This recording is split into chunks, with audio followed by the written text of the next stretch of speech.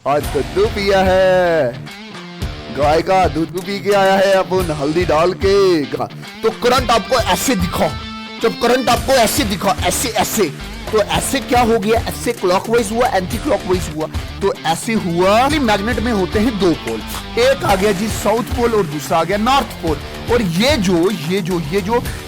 जो south pole है, इसकी एक स्ट्रेंथ है, जिस स्ट्रेंथ की वजह से आने वाले शाजिया को ये रिपेल कर पाएगा। सकता है अगर आप ये नीचे वाला सब्सक्राइब बटन दबाएं फोड़ें, ठीक है, वो थंब वाला दबाएं, शेयर भी कर दें अपने स्कूलों के ग्रुप में, स्टेटस भी लगा दें, तब भी हो सकता है। बाकी ना किया शेयर तो मेरे घर का रिज़्क तो अल्लाह चला ही रहा है। बाकी कोई इतनी परेशानी वाली बात नहीं है, थोड़ा सा मशहूर होना है इसलिए हम इस चैनल पे आए हैं। रियल दिल की बात बोल दी मास्टर ने। चलो चैप्टर पे आजिया जब बशीरे को आई लव यू बोल रही होगी, क्या अशरफ को सुनाई दे रहा होगा? या पिंकी जब अशरफ को आई लव यू बोल रही होगी, क्या बशीरे को सुनाई देगा? कभी नहीं।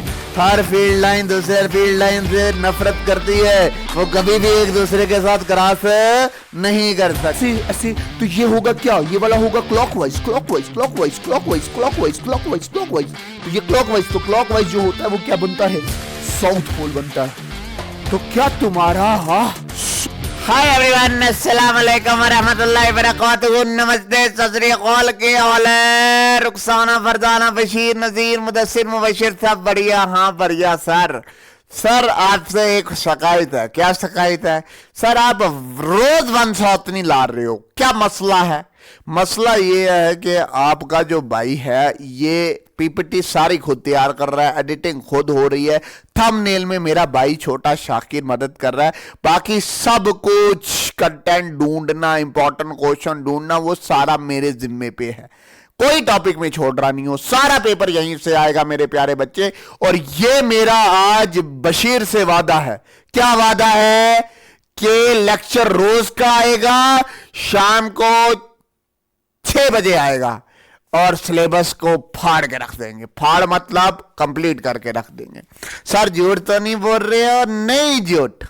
आपने सिर्फ रब्बे आलीम से, रब्बे आलमीन से ये दुआ करनी है कि वजाय सर तंदुरुस्त रहें, वजाय सर का चैनल ग्रो करे, वजाय सर क्या खुद ब खुद शेयरिंग हो, खुद ब खुद इसका वॉचिंग आवर बने। सिर्फ आपकी दुआ से हो सकता है। बाकी भी हो सकता है अगर आप ये नीचे वाला सब्सक्राइब बटन दबाएं फोड़ें, ठीक है, वो थंब वाला दबाएं, शेयर भी कर दें अपने स्कूलों के ग्रुप में, स्टेटस भी लगा दें, तब भी हो सकता है।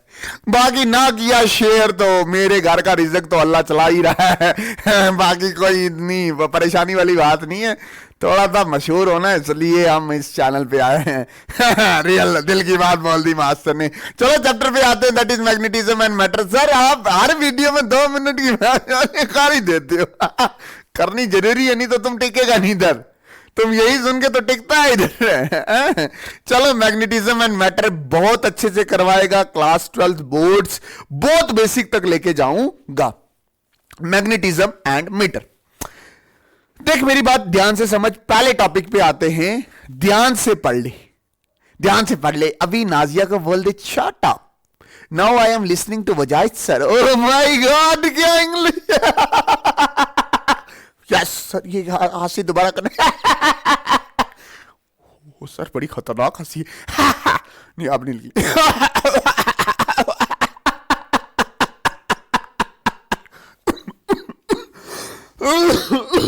अटक गया है, गला खराब हो गया। चलो आगे चलते हैं, ठीक। उसके बाद मैग्नेटिज्म एंड मैटर, पहला टॉपिक है बार मैग्नेट। बार मैग्नेट आपने देखा ही होगा। बार मैग्नेट ऐसे बार करके आता है, एक उसका नॉर्थ पोल होता है, एक उसका साउथ पोल होता है। ओके, तो सर मैग्नेट की डेफिनेशन कौन बताएगा? अपन बताएगा। क्या है मैग्नेट की डेफिनेशन? मैग्नेट वो मटेरियल होता है जो आयरन को क्या करता है, अट्रैक्ट करता है। The bar magnet is the material which attract the iron, which attract the. Very good very good very good, बहुत अच्छे। अच्छा, मेड किससे बनता है बार मैग्नेट? बार मैग्नेट बनता है एल्युमिनियम से, निकल से और कोबाल्टवा से। इन तीनों से मिलके बार मैग्नेट बनता है। मैग्नेट हैव टू पोल, एक पोल आ गया साउथ पोल और दूसरा कौन सा आ गया? North Pole. मैं इसको प्यार से नाजिया जी बोलता हूं, नाजिया वाला पोल। एंड आज से ये वाला कौन सा? शाजिया वाला पोल। अच्छा जी, ये नाजिया नाजिया को रिपेल करेगी और नाजिया शाजिया को अट्रैक्ट करेगी। Like poles repel each other, and unlike poles attract each other, एक दूसरे को क्या करेंगे? अट्रैक्ट करेंगे। ओ बढ़िया सर, ऐसा कोई और बात ही नहीं है। हाँ, बड़ी अच्छी एक्टिंग करता हूं मैं। ठीक, ओके जी, ओके जी। अच्छा मेरी बात सुनना ध्यान से। एक्चुअली मैग्नेट में होते हैं दो पोल, एक आ गया जी साउथ पोल और दूसरा आ गया नॉर्थ पोल। और ये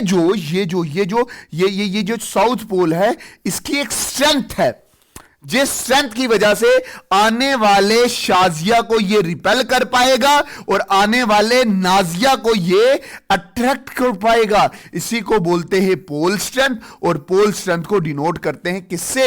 एम से। Very good. पोल स्ट्रेंथ क्या? That is the strength of a pole to attract और रिपेल द मैग्नेट। सर आज कुछ अलग सी एनर्जी लग रही है। हाँ, आज दूध पिया है, गाय का दूध पी के आया है अपन, हल्दी डाल के, गर्दन में डर था। अच्छा, ये जो पोल है अगर मैं इसको कट करेगा तो एक नया साउथ पोल बनेगा, एक नया नॉर्थ पोल बनेगा। If you going to cut the magnet, एक नया साउथ पोल बनेगा, एक नया नॉर्थ पोल बनेगा। अच्छा, तो ये वाला जो कटिंग है ये वर्टिकल कटिंग है। ठीक है, वर्टिकल कटिंग। अगर आप हॉरिजॉन्टली कटिंग करेगा तो इसकी पोल स्ट्रेंथ m से m/2 हो जाएगी, इसकी पोल स्ट्रेंथ m से m/2 होगी। ये मैंने पूरा आपको बार मैग्नेट्स के बारे में बता दिया है। अगले टॉपिक चलते हैं। अगला टॉपिक है bar magnet as a solenoid. अब तुझे पता है कि बार मैग्नेट जो है उसका नॉर्थ पोल होता है और साउथ पोल होता है। सोलोनाइड क्या होता है? सोलोनाइड एक लंबी सी कॉइल होती है, एक लंबी सी कॉइल होती है, और उस लंबी सी कॉइल को आप कनेक्ट करते हो बैटरी के साथ। किसके साथ? बैटरी। और आप सब जानते हो कि बैटरी का एक पॉजिटिव टर्मिनल है और एक नेगेटिव टर्मिनल है। अब यहां से करंट गया ये ऐसे, तो अगर मैं ये ऐसे जा रहा था, ठीक। जब आपने इसको मतलब ऐसे, तो ऐसे करंट ऐसे ऊपर जा रहा था। जब आपने इसको यहां से दिखा तो करंट आपको ऐसे दिखा। जब करंट आपको ऐसे दिखा, ऐसे, तो ऐसे क्या हो गया? ऐसे क्लॉकवाइज हुआ, एंटी क्लॉकवाइज हुआ।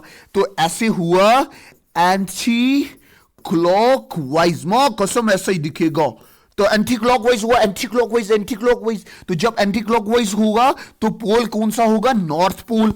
और दूसरी तरफ से जब तुम देखेगा ऐसे, तो ये होगा क्या? ये वाला होगा क्लॉकवाइज। तो ये क्लॉकवाइज, तो क्लॉकवाइज जो होता है वो क्या बनता है? साउथ पोल बनता है। तो क्या तुम्हारा का एक पोल नॉर्थ हुआ हो जाएगा और दूसरा पोल साउथ हुआ हो जाएगा? वेरी गुड, यस सर, क्या बात है, मजा ही हो गया। कुछ आज कुछ अलग ही हो रहा है। हो जी, नेक्स्ट टॉपिक अब है तीसरा टॉपिक, मैन टॉपिक। यहां पे हम थोड़ा कूलम्स लॉ की नकल करेगा। जैसे कूलम्स लॉ क्या बोलता था कि कूलम्स लॉ क्या बताता था? कूलम्स लॉ क्या बताता था? It gives the magnitude of force between the two charges. दो चार्जेस के बीच में फोर्स बताता था। मैंने दो चार्जेस ले लिए Q1 और Q2, इनके दोनों के बीच में डिस्टेंस कितना? R। तो force is directly proportional to the product of charges. अगर चार्जेस बढ़ेगा तो फोर्स बढ़ेगा, and inversely proportional to the square of distance between them. दोनों को जोड़ेगा दोनों को क्या करेगा, जोड़ेगा, दोनों को जोड़ेगा तो force is directly proportional to the product of charges and inversely proportional to the square of distance term. और इसको अच्छे से लिखेगा तो फोर्स इज इक्वल टू एक कांस्टेंट आएगा that is K Q1 Q2 divided by R square. इस K को और कैसे लिख सकते हैं, इस के को 1/4 pi epsilon naught Q1 divided by Q2 divided by R square. तो ये अपन का क्या था, कूलम्स लॉ था। वैसे ही कूलम्स लॉ मैग्नेटिज्म में भी आता है, मैग्नेटिज्म में भी आता है। तो वो यहां पे कूलम्स लॉ क्या देगा, force between the poles of the magnet. और आपको मैं बता दूं, इस मैग्नेट के बारे में पढ़ने को ही मैग्नेटिज्म बोलते हैं। हाय रब्बा, ये मैग्नेट की स्टडी को ही क्या बोलते हैं, मैग्नेटिज्म। और कूलम्स लॉ इन मैग्नेटिज्म क्या देता है, the force between the two poles. और ये क्या बोलता है, ये बोलता है, ओ स्टाइलस गिर गया, ये क्या बोलता है, ये बोलता है the force between the force of attraction और रिपल्शन। अट्रैक्शन भी हो सकती है, रिपल्शन। इस केस में नाजिया शाजिया को क्या करती है, अट्रैक्ट करती है। द फोर्स ऑफ अट्रैक्शन और uh repulsion between the magnet is directly proportional to the pole strength. इसकी पोल स्ट्रेंथ मान लो m1 है, इसकी पोल स्ट्रेंथ मान लो m2 है। ये m2 मोल भी 2 है और ये m1 है, तो directly proportional to m1 m2 and inversely proportional to the square of distance between them. अगर पोल स्ट्रेंथ बढ़ेगा तो फोर्स बढ़ेगी, अगर डिस्टेंस कम होगा तो फोर्स बढ़ेगी। दोनों को जोड़ोगे तो directly proportional to the pole strength and inversely proportional to the square of distance between them. अगर ये प्रोपोर्शनलिटी साइन हटेगा तो यहां पे भी एक कांस्टेंट आएगा Katrina Kaif, that is m1 m2 divided by R square. इस कैटरीना कैफ को आप और कुछ भी लिख सकते हो, क्या, mu naught upon 4 pi m1 m2 divided by R square. This is the Coulomb's law in magnetism. What is mu naught, mu naught is permeability of free space। Free space की परमिएबिलिटी है और इसकी value 4 pi into 10⁻⁷ होती है। इसकी unit में homework दे रहा हूं और एग्जाम में इसकी यूनिट के बारे में पूछा जाता है। वेरी गुड सर, आज कुछ एक्स्ट्रा ही नहीं हो रहा कुछ। हाँ अच्छा जी, आगे फिर मैग्नेटिक फील्ड इंटेंसिटी। देख, ये मैग्नेट अपने इर्द गिर्द एक ऐसी फील्ड क्रिएट करता है कि आने वाला अगर कोई मैग्नेट हो वो खुद ब खुद, साउथ पोल हुआ तो खुद ब खुद अट्रैक्ट हो जाएगा, और अगर नॉर्थ पोल हुआ तो खुद ब खुद क्या हो जाएगा, रिपेल हो जाएगा।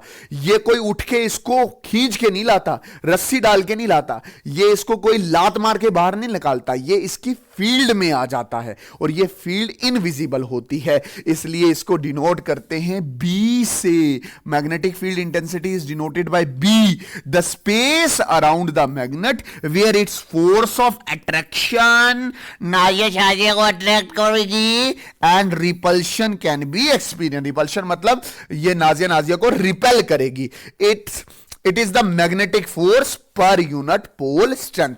अगर मैं इसको मैथ्स की फॉर्म में लिखूं तो magnetic field is equal to magnetic force divided by pole strength, divided by pole strength. अच्छा, मेरी बात अच्छे से समझना, थोड़ा अच्छे से चलते, ठीक। देख, मुझे पता है कि मैग्नेटिक फील्ड ये है, मैग्नेटिक फोर्स क्या, म्यू नॉट अपॉन 4 पाई है ना, m1 m2 divided by R square, और नीचे भी कोई पोल स्ट्रेंथ होगा। मैं बोल रहा हूं अगर ये m1 है और ये m2 है ना, अब मैं किसकी मैग्नेटिक फील्ड निकाल रहा हूं, इसकी निकाल रहा हूं ना, इसकी मैग्नेटिक फील्ड निकाल रहा हूं, तो ये m1 रहना चाहिए फॉर्मूले में, कटना क्या चाहिए, m2, तो डिवाइडेड बाय पोल स्ट्रेंथ जिसकी आ रहा है, मतलब जो आ रहा है उसका नीचे लेना है पोल स्ट्रेंथ। तो ये m2 और m2 कैंसिल हो जाएगा, magnetic field is equal to mu naught upon 4 pi m1 divided by R square. मतलब मैग्नेटिक फील्ड आप किसकी निकाल रहे हो, इस पोल की निकाल रहे हो, तो ये m1 इंपॉर्टेंट हुआ, m2 नहीं हुआ, तो वो पोल स्ट्रेंथ किसका होगा, जो आने वाला है, या वो जो मैग्नेट इसकी फील्ड में आ रहा है। और मैग्नेटिक फील्ड की यूनिट टेस्ला होती है। क्या होती है, टेस्ला। वही टेस्ला वही टेस्ला। कौन सा टेस्ला? टेस्ला के बारे में गूगल पे सर्च मारना और कमेंट सेक्शन में पक्का बता के जाना हु इज टेस्ला, कौन था टेस्ला। जिसकी एलन मस्क का नाम सुना है ना, एक अमेरिकन है एलन मस्क, जिसने अपनी कंपनी का नाम टेस्ला, और दिलजीत सिंह बड़े टक मित्रा दा चलदा ट्रक नी चुप करके बह जा, और वो ट्रक कौन सा? Tesla truck. तो टेस्ला कंपनी है किसकी कंपनी है? एलन मस्कवा की कंपनी है। और एलन मस्कवा ने टेस्ला नाम अपनी कंपनी का क्यों रखा है? इतना बड़ा रिचेस्ट इंसान, दुनिया का सबसे अमीर इंसान अपनी कंपनी का नाम टेस्ला रख रहा, तो मतलब टेस्ला कोई बंदा तगड़ा था। और Tesla is a unit of magnetic field. चलो आगे, मैग्नेटिक फील्ड लाइंस। हालांकि ये मैग्नेटिक फील्ड लाइंस दिखती नहीं है, मतलब मेरा कहने का ये मतलब है, हालांकि जो इस मैग्नेट के इर्द गिर्द मैग्नेटिक फील्ड है वो कहीं पे भी दिखती नहीं है, वो दिखती नहीं है। तो उसको रिप्रेजेंट करने के लिए हम मैग्नेटिक फील्ड लाइंस ड्रा करते हैं। मैं क्या बोल रहा हूं? The magnetic field that is Bashira is invisible. We draw the magnetic field lines to represent the magnetic field, ताकि हम क्या कर सके? मैग्नेटिक फील्ड को क्या कर सके? रिप्रेजेंटवा कर सकें। ठीक है, magnetic field lines are originated from north pole. और ये कहां से ओरिजिनेट होती हैं? नॉर्थ पोल से ओरिजिनेट होंगी। और ये खत्म कहां पे होंगी? साउथ पोलवा पे ये खत्म हो जाएंगी। मतलब magnetic field lines are originated from north pole and terminate at the south pole. The tangent give the direction of magnetic field line. मतलब अगर आप इस पे टेंजेंट लगा दोगे तो ये किसकी डायरेक्शन देगा? मैग्नेटिक फील्ड लाइन की देगा। और कोई भी no two magnetic field line can cross each other. मतलब ऐसा कभी नहीं होगा कि ये वाली जो मैग्नेटिक फील्ड यहां से निकली है, मतलब ये यहां से निकली और ऐसे क्रॉस करके इस पे, क्योंकि यहां पे एक जगह पे क्रॉस करेगा तो मतलब एक मैग्नेटिक फील्ड की डायरेक्शन इधर है और एक मैग्नेटिक फील्ड की डायरेक्शन कहां पे है? इधर। तो क्या एक पॉइंट पे दो मैग्नेटिक फील्ड्स हो सकती हैं? कभी नहीं हो सकती।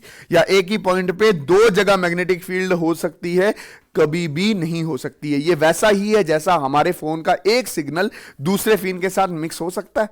मतलब यहां से नाजिया फोन कर रही है बशीरे को और यहां से पिंकी फोन कर रही है अशरफ को, क्या दोनों की लाइनें जुड़ जाएंगी? मतलब नाजिया जब बशीरे को आई लव यू बोल रही होगी, क्या अशरफ को सुनाई दे रहा होगा? या पिंकी जब अशरफ को आई लव यू बोल रही होगी, क्या बशीरे को सुनाई देगा? कभी नहीं। हर फील्ड लाइन दूसरे फील्ड लाइन से नफरत करती है, वो कभी भी एक दूसरे के साथ क्रॉस नहीं कर सकती। इतनी समझ आया? इतना ही याद है को बोर्ड बस सफिशिएंट है। अच्छा, फिर इसके बाद मैग्नेटिक डाइपोल। मैग्नेटिक डाइपोल क्या है? हमारा जो बार मैग्नेट है ना, उसके दो पोल्स हैं, एक नॉर्थ पोल है, एक साउथ पोल है, तो ये एक डाइपोल बन जाता है। देख, डाइपोल क्या होता है? टू इक्वल पोल्स ना, two equal and opposite poles separated by a small distance. इसकी भी पोल स्ट्रेंथ m होगी और इसकी भी पोल स्ट्रेंथ क्या होगी? m होगी। और ये दोनों सेपरेट हैं by a distance that is 2a। 2a इसलिए लेते हैं ताकि कैलकुलेशन बाद में इजी हो जाती है। ठीक है, तो इसको बोलते हैं डाइपोल। मतलब बार मैग्नेट कहीं ना कहीं हमारा दो पोल, मतलब डाइपोल है। और इससे हमें एक चीज का पता चलता है, that is magnetic dipole movement का। तो magnetic dipole movement that is m, वो क्या है? It is the product of pole strength into distance between the poles. Magnetic dipole moment is the pole strength and is the product of pole strength and the distance between them. ये क्या? It is the product of pole strength. Pole strength मतलब m और distance between them that is 2a. इन दोनों को multiply करोगे तो आपके पास क्या आएगा? मैग्नेटिक डाइपोल मूवमेंट आएगा। सर इसका इस्तेमाल कहां करोगे? ऐसे करेंगे ना। अच्छा, ये वाला टॉपिक आपने इलेक्ट्रिक फील्ड एंड चार्जेस में पहले पढ़ रखा है। क्या है? Magnetic field due to bar magnet. वहां पे आपने पढ़ रहा है magnetic field due to dipole, और बार मैग्नेट भी हमारा क्या है? दैट इज मैग्नेटिक डाइपोल है। अब देख, वहां पे भी डाइपोल की वजह से दो पॉइंट पे पड़ा था, एक पड़ा था एक्सियल पॉइंट और एक पड़ा था इक्वेटोरियल पॉइंट। अब सिर्फ क्वांटिटेटिव मतलब इसके डीप में नहीं जाना, कंपैरिजन करके बताना है कि वहां पे जो आपने इलेक्ट्रिक फील्ड निकाली थी और यहां पे जो आप निकालोगे उसमें क्या फर्क है। देख, मैंने बोला वहां पे एक्सियल पॉइंट पे भी निकालते थे। एक्सियल पॉइंट क्या होता था, ये पॉजिटिव चार्ज है, नेगेटिव चार्ज है, separated by small distance 2a, इसके मिड से लेकर यहां तक, और इस p पॉइंट पे जो मतलब इसी लाइन पे ये पॉइंट आ रहा है, दैट इज एक्सियल पॉइंट, और वहां पे जो इलेक्ट्रिक फील्ड निकलती थी वो कितना होता था, 1/4 pi epsilon not 2 pi upon r cube. ये तो एक कांस्टेंट था, ये 2 भी एक कांस्टेंट है, ये p क्या है, that is electric dipole moment, electric dipole moment, और ये r क्या है, that is distance between centre to the point. वैसे ये बार मैग्नेट रखा है, इसकी पोल स्ट्रेंथ कितनी है, m, इसकी पोल स्ट्रेंथ भी कितनी है, m। इससे मैग्नेटिक फील्ड बाहर निकलती है और इसके अंदर जाती है, ये भी पता है आपको, नॉर्थ से निकलती है, साउथ पे टर्मिनेट करती है। अब मैं क्या बोल रहा हूं, मैं बोल रहा हूं अगर ये एक डाइपोल रखा हुआ है, अगर इसी लाइन पे अगर आप कोई पॉइंट निकालोगे, वो कौन सा पॉइंट हो जाएगा, दैट इज एक्सियल पॉइंट, और इसके कंपैरिजन करके निकालना, दैट इज एक्सियल पे यहां पे E निकाल रहे हो, यहां पे B निकाल रहे हो, यहां पे इलेक्ट्रिक फील्ड है, यहां पे मैग्नेटिक फील्ड है, यहां पे एक कांस्टेंट लिखा है, बट यहां पे कांस्टेंट कौन सा लिखोगे, that is mu naught upon 4 पाई वाला कांस्टेंट लिखोगे। बात समझ आई नहीं, यहां पे भी 2 लिखोगे, यस, यहां पे इलेक्ट्रिक डाइपोल मोमेंट है, यहां पे मैग्नेटिक डाइपोल मोमेंट है, और distance that is r cube. ये कंपैरिजन बस इतना ही करके बताना था, दैट इज ये क्या है, मैग्नेटिक डाइपोल मूवमेंट। ओके जी सर, डन डन डन। फिर इक्विटोरियल पॉइंट कौन सा होता था, सुनो, ये डाइपोल है, 2 equal and opposite charge separated by distance 2a। इस लाइन के परपेंडिकुलर एक लाइन होगी, उस लाइन पे अगर कोई पॉइंट होगा वो इक्विटोरियल पॉइंट होगी, और वो लाइन इस लाइन को 2 इक्वल पार्ट्स में डिवाइड करती होगी। दोबारा पीछे जाके देख ले, मैं बोल रहा हूं ये एक डाइपोल है, इस लाइन के परपेंडिकुलर एक लाइन ड्रा करनी है ताकि ये 2 इक्वल पार्ट्स में डिवाइड हो, तो टोटल 2a है, तो ये भी होगा a। इस लाइन पे अगर कोई पॉइंट आता है इसको बोलते हैं इक्विटोरियल पॉइंट। तो इक्विटोरियल पॉइंट पे आपने जब निकाली थी इलेक्ट्रिक फील्ड, कैसे निकाली थी, कांस्टेंट कौन सा, 1/4 pi epsilon not p upon r cube. तो यहां पे जब निकालोगे, देखो ये डाइपोल आ गया 2a, और इससे ये यहां से एक परपेंडिकुलर लाइन ड्रा करनी है ताकि ये जो मैग्नेट है ये 2 हिस्सों में डिवाइड हो जाए, a, और इसी लाइन पे जो पॉइंट आएगा उसी को क्या बोलते हैं, इक्विटोरियल पॉइंट। और magnetic field at equatorial point क्या होगी, एक कांस्टेंट यहां पे क्या, म्यू नॉट अपॉन 4 पाई, p की जगह आप क्या लिखते हो, m, और distance r cube. This is the net magnetic field at equatorial point. देखो इसकी डेरिवेशन आप पहले कर चुके हो, इसकी डेरिवेशन आपने पहले कर चुके हो, ये कंपैरिजन से आपने निकाला है। सर यहां पे कांस्टेंट की जगह यही क्यों इस्तेमाल करते हैं, क्योंकि जब आप कूलम्स लॉ लिखते हो ना, कूलम्स लॉ क्या था, 1/4 pi epsilon naught Q1 Q2 divided bye r square. तो कंपैरिजन करके जब मैग्नेटिक फोर्स के लिए कूलम्स लॉ लिखते हो तो ये कितना होता है, यहां पे 1/4 पाई एप्सिलॉन नॉट की जगह क्या आता है, that is mu naught upon 4 पाई, और ये Q1 की जगह क्या आएगा, m1, और Q2 की जगह क्या आएगा, m2 divided bye r square. इसलिए ये वाला कांस्टेंट हमेशा मैग्नेटिज्म में इस कांस्टेंट से रिप्लेस होता है। बहुत अच्छे। अच्छा, torque on a bar magnet place in a uniform magnetic field. मतलब बार मैग्नेट पे एक टॉर्क लगती है। टॉर्क कहने का ये मतलब हो गया वो फोर्स जो चीज को क्या करती है, घुमाती है। Let us consider the magnetic field. ये मैंने मैग्नेटिक फील्ड कंसिडर की, ये नॉर्थ पोल हुआ और ये हुआ साउथ पोल। तो मैग्नेटिक फील्ड नॉर्थ से कहां जाएगी, साउथ पोल में जाएगी। बीच में आपने बार मैग्नेट रख दिया, ठीक है, बीच में क्या रख दिया, बार मैग्नेट। तो ये साउथ, ये नॉर्थ को क्या करेगा, अट्रैक्ट करेगा इस तरफ, और ये नॉर्थ इसका साउथ को क्या करेगा, अट्रैक्ट करेगा। तो ये बीच में ऐसे क्या करने लग जाएगा, घूमने लग जाएगा। घूमने ये जो घूमना है, ये जो फोर्स जो इसको घुमाती है, इसी को आप क्या बोलते हो, टॉर्क बोलते हो। और इन दोनों पोल्स के बीच में जो डिस्टेंस है इसको क्या बोलते हैं, दैट इज 2a। अगर मैं यहां पे छोटी सी ट्राइंगल बनाऊं तो ये आ जाएगा थीटा और ये आ जाएगी परपेंडिकुलर डिस्टेंस। ठीक, मैं ट्राइंगल बना रहा हूं A B C, यहां से यहां तक इसका बेस आ गया क्योंकि ये 90 डिग्री है, ये इसका परपेंडिकुलर आ गया, ये परपेंडिकुलर, ये बेस, और ये इसका क्या आ गया, हाइपोटेन्यूज आ गया। बाद में ये बड़े अच्छे से यूज होगा। मैं क्या बोल रहा हूं, मैंने क्या लिख रखा है इसका, मैंने बोल रहा हूं when a bar magnet is placed in a uniform magnetic field. Uniform magnetic field का मतलब ये हो गया कि मैग्नेटिक फील्ड कांस्टेंट है, कांस्टेंट है। इट स्टार्ट्स रोटेटिंग, क्योंकि उस पर टॉर्क लग रही है, और टॉर्क का फॉर्मूला हमने 11th में क्या बोल पढ़ा था, perpendicular distance into force, perpendicular distance into force. अच्छा, अगर ये ट्रायंगल है तो साइन थीटा किसके बराबर होगा, sine theta is equal to perpendicular upon hypotenuse. अब साइन थीटा परपेंडिकुलर क्या है, आर परपेंडिकुलर, और हाइपोटेन्यूज क्या है, that is 2a, that is 2a, और ये 2a को इधर ले आओ तो 2a sine theta is equal to perpendicular distance. मेरे पास आर परपेंडिकुलर निकल गया, इस आर परपेंडिकुलर को मैं इथे रखूंगा, इस आर परपेंडिकुलर को मैं इथे रखूंगा, और यहां पे जो फोर्स लग रही है ये मैग्नेटिक फोर्स है। मुझे पता है मैग्नेटिक फील्ड किसके बराबर होती है, magnetic force upon pole strength. इस पोल स्ट्रेंथ को मल्टीप्लाई करो इसके साथ, m into B, Mandira into Bashira is equal to magnetic force. तो अगर इस टॉर्क को मैंने रखा, टॉर्क ऐसे, आर परपेंडिकुलर कितना है, that is 2a sine theta, और मैग्नेटिक फोर्स कितनी है, मैग्नेटिक फोर्स है that is m into B, m into B. अब मेरी बात बिल्कुल ध्यान से अच्छे से समझना, मैं क्या बोल रहा हूं, torque is equal to m को इधर ले आओ, m 2a, और ये b इधर चला जाएगा, और ये आ गया sine theta, m into 2a, m into 2a is बड़ा m, ये हमने पढ़ रखा नहीं है, pole strength into the distance between the two poles is known as magnetic dipole movement. तो टॉर्क इज इक्वल टू बड़ा M बड़ी B साइन थीटा, और हमें पता है ए बी साइन थीटा किसके बराबर होता है, A B sine theta is the cross product of A cross B. तो इसको मैं क्या लिखूंगा, torque is equal to M cross B. बहुत अच्छे से पढ़ाया मैंने। अगर आप इलेक्ट्रोस्टैटिक में जाके देखोगे तो वहां पे जो टॉर्क था वो किसके बराबर था, torque is equal to P cross E.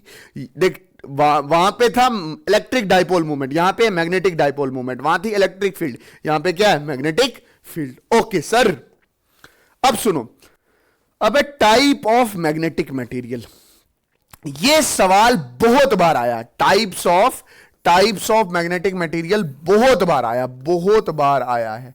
Types of magnetic material हर साल पूछा जाता है इस चैप्टर में, ये मोस्ट इंपॉर्टेंट टॉपिक है। टाइप्स ऑफ मतलब जो मैग्नेटिक मटेरियल है वो 3 तरह का होता है, एक्चुअल में होता 5 तरह का है, बट आपकी बुक में 3 तरह का दिया है। पहला है डायामैग्नेटिक, दूसरा है पैरामैग्नेटिक, तीसरा है फेरोमैग्नेटिक।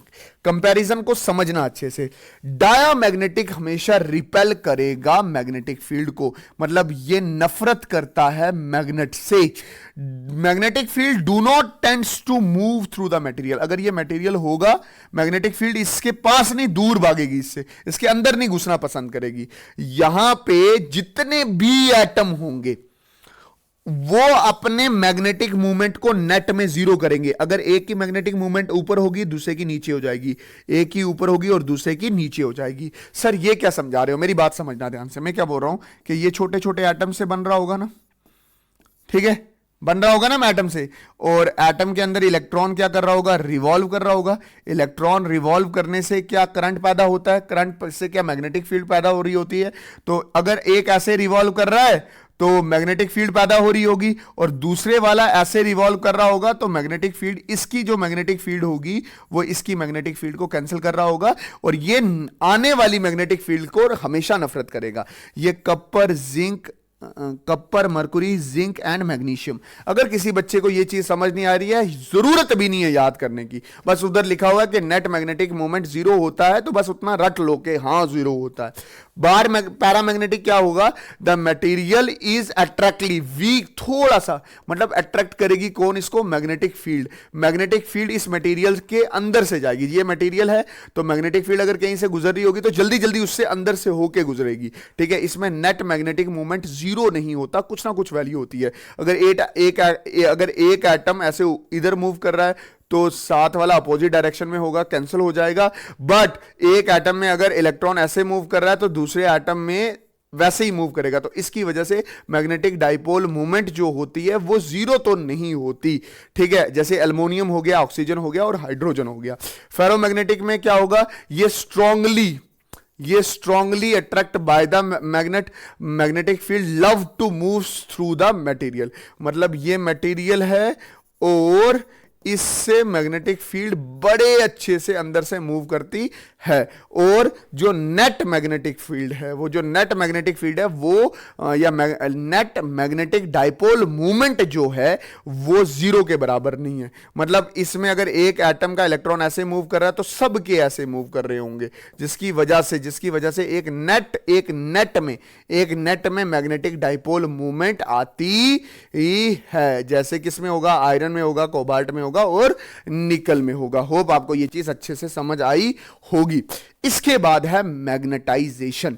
मैग्नेटाइजेशन होता है the process by which you make a normal substance into a magnet, the process by which you make the material magnetic. जैसे आपने देखा होगा ये मैग्नेट है, ये पूरा मैग्नेट है, ठीक है, ये मैग्नेट है। इसमें आपने काफी देर की तरह क्या रखा, दैट इज कील बना के रखे, ये कील डाल के रखे। कुछ देर के बाद आपने ये देखा, जब इन कीलों को बाहर लगा, हर कील दूसरे कील से जुड़ा हुआ था, प्यार कर रहा था। क्योंकि इस मैग्नेट ने इन कीलों को क्या कर दिया था, मैग्नेटाइज कर दिया था। इसी को बोला जाता है दैट इज मैग्नेटाइजेशन। अच्छा, इसके बाद क्या है, इसके बाद है effect of temperature on magnetization, के मैग्नेटाइजेशन पे टेम्परेचर का क्या इफेक्ट पड़ता है। हमेशा याद रखना कि जो मैग्नेटिक प्रॉपर्टीज हैं वो इनवर्सली प्रोपोर्शनल टू टेम्परेचर है। जैसे जैसे आप टेम्परेचर को बढ़ाओगे तो मैग्नेटाइजेशन कम होता जाएगा, मतलब एक मटेरियल की मैग्नेटिक प्रॉपर्टीज कम होती जाएंगी। बिल्कुल ध्यान से अच्छे से समझना मैं क्या बोल रहा हूं कि ये मेरे पास है साडा टेम्परेचर, ये क्या हमारा टेम्परेचर, और यहां पे मैंने आपकी क्या रखी हैं, दैट इज मैग्नेटिक प्रॉपर्टीज। क्या रखी हैं, मैग्नेटिक प्रॉपर्टीज। जैसे जैसे आप टेम्परेचर को बढ़ाओगे या मैग्नेटिक प्रॉपर्टीज, या इसको क्या बोला जाता है, मैग्नेटाइजेशन। देखो मैग्नेटाइजेशन होगा तभी मैग्नेटिक प्रॉपर्टीज आएंगी। तो शुरू में अगर सब्सटेंस है फेरोमैग्नेटिक, ये फेरोमैग्नेटिक, टेम्परेचर बढ़ा रहे हो तो इसका फेरोमैग्नेटिज्म खत्म हो रहा है ना, ये फेरोमैग्नेटिज्म था, अब आस्ता सा कहां से इंटर कर गया, दैट इज पैरामैग्नेटिक में इंटर कर गया। वो टेम्परेचर देख, यहां पे कोई ना कोई टेम्परेचर होगा, यहां पे कोई ना कोई, आप देखो तो टेम्परेचर बढ़ चुका है, ये टेम्परेचर कोई टेम्परेचर होगा। जब फेरोमैग्नेटिक, ये जो फेरोमैग्नेटिक है ये कन्वर्ट हुआ किसमें, पैरामैग्नेटिक में, तो उस टेम्परेचर को क्या बोला जाता है, दैट इज क्यूरी टेम्परेचर। ठीक है, फिर और आप क्या करोगे, जैसे जैसे इसका टेम्परेचर बढ़ाओगे, जैसे जैसे इसका टेम्परेचर क्या करोगे, बढ़ाओगे, तो और इसकी मैग्नेटिक प्रॉपर्टीज क्या हो रही होंगी, कम हो रही होंगी, और एक टेम्परेचर पे ये डाया मैग्नेटिक हो जाएगा। ये आप अच्छे से अपनी क्या बोलते हैं उसको, अपनी लैंग्वेज में भी आप इसको लिख सकते हो कि magnetization is inversely proportional to temperature. ये पूरा चैप्टर मैंने बहुत अच्छे से खत्म किया, बहुत अच्छे से खत्म किया है। होप ये चैप्टर आपको बहुत अच्छे से समझ आया होगा। बहुत अच्छे से मैं मेहनत कर रहा हूं कि हर एक टॉपिक आपको अच्छे से समझ आए। बाकी इस चैप्टर के जो नोट्स हैं वो आपको टेलीग्राम चैनल पे भी मिल जाएंगे, व्हाट्सएप ग्रुप पे भी मिल जाएंगे। और क्या बोलना था, और ये बोलना था कि प्लीज़ मेरी सपोर्ट करना। मैं बड़ा अच्छा पढ़ा लेता हूँ, बहुत अच्छा पढ़ा लेता हूँ। जहाँ पे अगर मैं कोई गलती भी कर रहा हूँ समझाने में, आपको चीज़ समझ नहीं आ रही है, प्लीज़ मेरे से डाउट पूछना।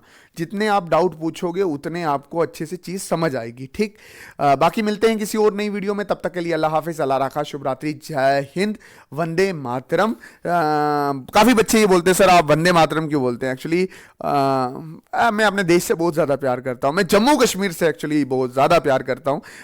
जम्मू कश्मीर जिंदाबाद, हिंदुस्तान जिंदाबाद। बाकी लाइक कमेंट पक्का करना यार, जम्मू कश्मीर जिंदाबाद, बस खुश।